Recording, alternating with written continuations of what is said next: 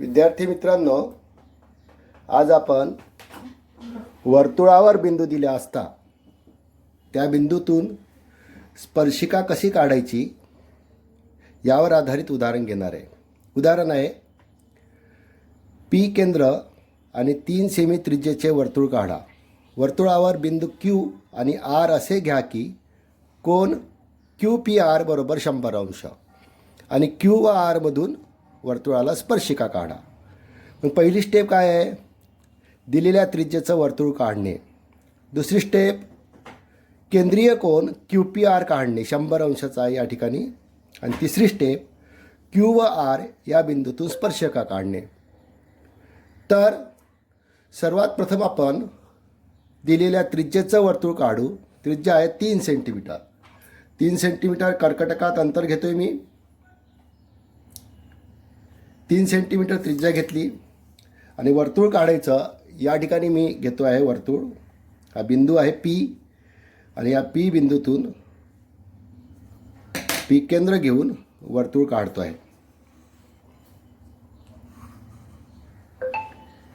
त्रिज्या 3 सेंटीमीटर घ्यायचं आहे आणि अंतर बदलणार नाही याची काळजी आपल्याला घ्यायची आहे.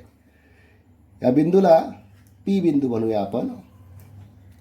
आता क्यू पी आर 100 अंशाचा काढायचा आहे, त्यामुळे इथे क्यू बिंदू घेऊ. कुठेतरी एका ठिकाणी क्यू बिंदू, म्हणजेच कोनाची एक बाजू आपल्याला घ्यायची आहे. क्यू बिंदू या ठिकाणी घेतल्यानंतर एक किरण काढून घेऊ.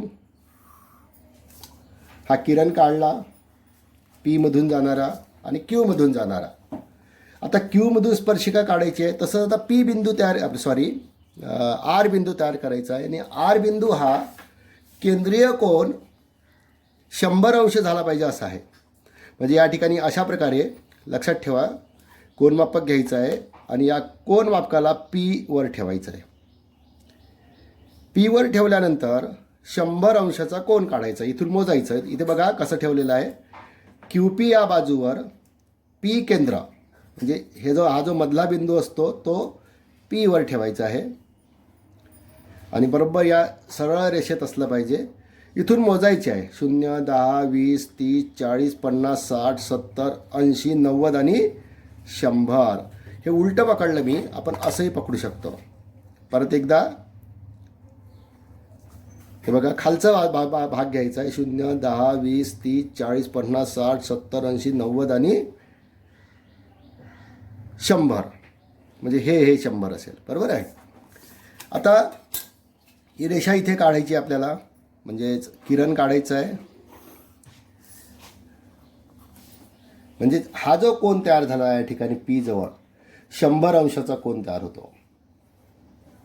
आणि हा जो बिंदू मिळतो या वर्तुळावरचा तो आर मिळतो. म्हणजेच आपण वर्तुळ काढले आणि कोन क्यू पी आर 100 अंश, क्यू पी आर 100 अंश काढले. आता आपल्याला क्यू आणि आरमधून जाणाऱ्या स्पर्शिका काढायच्या आहे. वर्तुळावरील बिंदूतून स्पर्शिका काढणे ही स्टेप आपल्याला वापरायची. मग सर्वात प्रथम आपण क्यू बिंदूजवळ लोखंडी टोक ठेवून त्या किरणावर 2 कंस काढायचे. इकडे एक कंस, इकडे एक कंस. तसेच आर जवळ सुद्धा आपण करून घेऊया. इकडे कंस आणि इकडे कंस. त्यानंतर आता स्पर्शिका काढण्याची रचना. क्यू बिंदूतून स्पर्शिका काढायची आहे म्हणून इथे थोडंसं अंतर वाढवायचं. अंतर वाढवल्यावर वरच्या बाजूला एक कंस काढू आणि खालच्या बाजूला एक कंस काढू. थोडा मोठा काढायचा वरच्या बाजूचा. ह्या बिंदूतून झाला. आता या बिंदूतून घ्यायचं आहे. अंतर बदलणार नाही याची काळजी घ्यायची आपल्याला. इथे एक कंस आणि छेदणारा इथे एक कंस. आता हे जे मिळालेले आहे आपल्याला 2 बिंदू, एक हा बिंदू आणि एक हा बिंदू, या दोन्ही बिंदूतून जाणारी स्पर्शिका काढायची. अशा प्रकारे पहिली स्पर्शिका आपल्याला मिळाली क्यूमधून जाणारी. आता दुसरी आरमधून जाणारी स्पर्शिका. आपण सारख्या अंतरावर हे 2 कंस काढले आहेत कर्कटकाचा वापर करून. आर या बिंदूतून सारख्या अंतरावर. आता स्पर्शिका काढण्यासाठी आपण रचना करूया. थोडे अंतर कमी घेतो मी, एवढं घेतो जेणेकरून ते छेदणार नाही एकामेकाला. इथे एक कंस काढतो आणि इथे एक कंस काढतो. त्याचप्रमाणे इथून घेतो आता, इथे एक कंस आणि इथे एक कंस, एकामेकाला छेदेल असे कंस काढले. आता हे जे दोन बिंदू मिळाले, या दोन्ही बिंदूतून जाणारी रेषा म्हणजेच त्या वर्तुळाची आर बिंदूतून जाणारी स्पर्शिका. अशा प्रकारे आपण या ठिकाणी स्पर्शिका काढू शकतो. आता ह्या स्पर्शिका जास्त लांब अशा दिसू नये, एकसारख्या दिसाव्यात किंवा एकदम मोठं दिसू नये म्हणून हे मी खोडतो. म्हणजे दिसण्यासाठी सुद्धा ते व्यवस्थित असलं पाहिजे. म्हणजे ही एक स्पर्शिका याला यल म्हणू आणि ही एक स्पर्शिका याला यम म्हणू. म्हणजे क्यू बिंदूतून जाणारी स्पर्शिका कोणती आहे? रेषा यल. आणि आर बिंदूतून जाणारी स्पर्शिका रेषा यम. या ठिकाणी मी लिहितो क्यू बिंदूतून जाणारी स्पर्शिका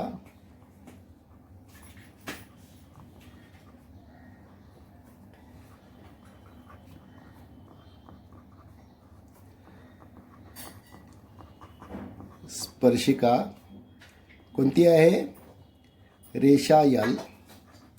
आणि आर बिंदूतून जाणारी स्पर्शिका रेषा यम.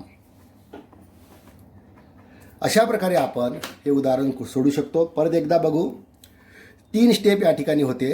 पहिली स्टेप, ड्रॉ अ सर्कल.